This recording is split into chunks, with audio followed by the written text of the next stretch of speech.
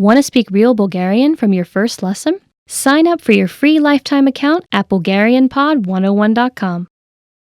So, you decided to learn a new language. At first, the idea seemed exciting. You bought a phrasebook, dictionary, and a subscription to an online class, ready to dive headfirst into the language. For the first day or two, all was well. You gained ground quickly, learning a few basic phrases and words. A week before, learning that language was just a dream, but now you're actually doing it. Then, the third and fourth day roll around. The excitement is wearing off.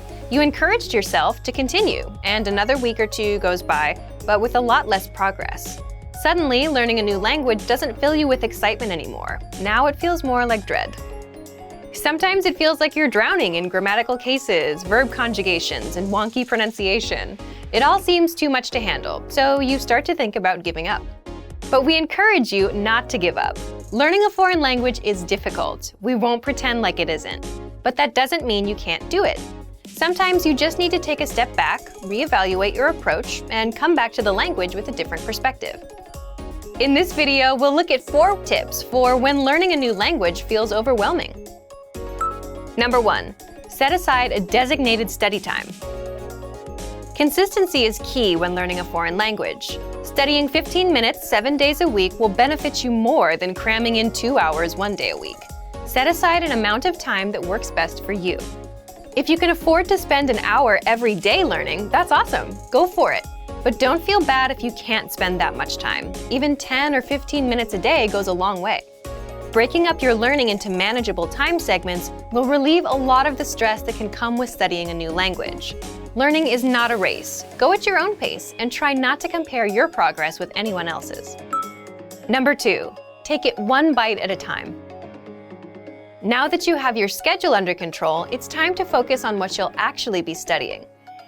It's recommended that every 1 to 2 weeks you focus on learning a very specific piece of the language. It could be a conjugation group, a case, tense, or a collection of theme vocabulary. Whatever you choose, hone in on it and do your best to feel comfortable with it before you move on to something else. Ever heard the saying, "How do you eat an elephant?" Focusing on one thing at a time helps you break the language into digestible chunks. Number 3, expose yourself to the language in different ways. Don't just sit around reading about grammar all day. Obviously, knowledge of grammar is important, but you want to spice up your practice as much as possible. In addition to grammatical study, try to mix in a combination of reading, writing, speaking, and listening.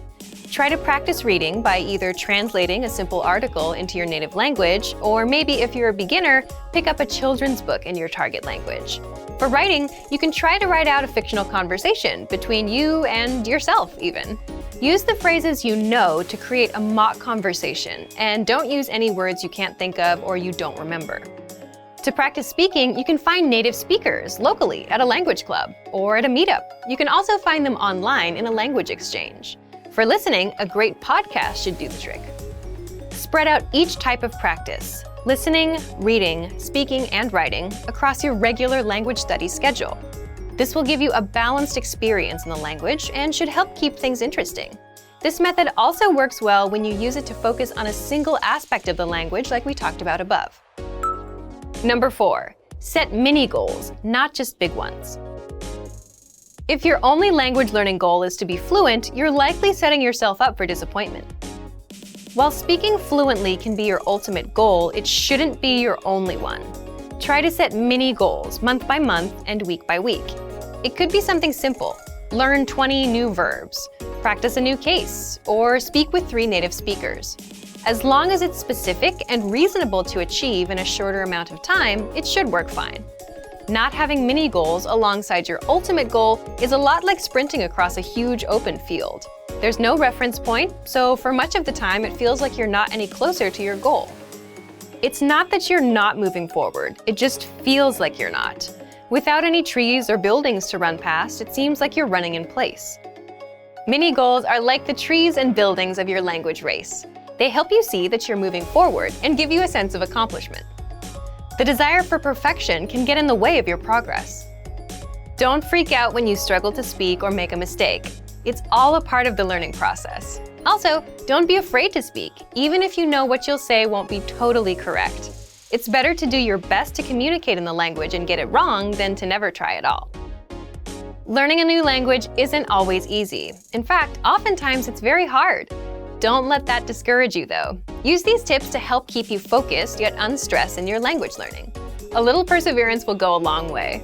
Before long, you'll be speaking better than you may have thought was possible. And for even more help learning a new language without getting overwhelmed, check out our complete language learning program. Sign up for your free lifetime account by clicking on the link in the description. Get tons of resources to have you speaking in your target language. And if you enjoyed these tips, hit the like button, share the video with anyone who's trying to learn a new language, and subscribe to our channel. We release new videos every week. I'll see you next time. Bye!